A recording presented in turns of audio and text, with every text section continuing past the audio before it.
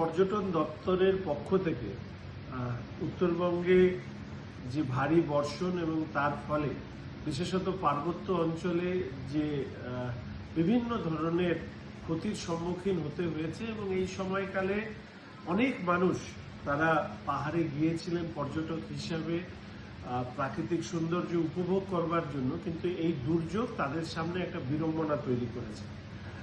সকাল থেকেই আমাদের পর্যটন দপ্তর, জেলা শাসক, দার্জিলিংয়ের জেলা শাসক, কালিম্পংয়ের জেলা শাসক এবং আমাদের পর্যটন দপ্তরে যিনি সচিব আছেন, আমরা প্রত্যেকেই যোগাযোগ রাখবার চেষ্টা করছি প্রত্যেক অংশের সঙ্গে।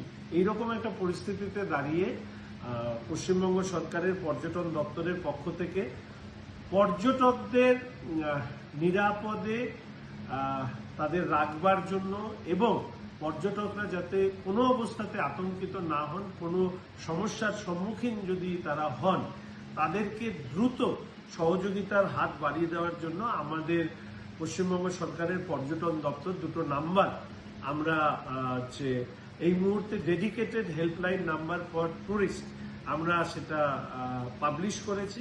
1800212165 এবং আরেকটি নাম্বার 3532513986।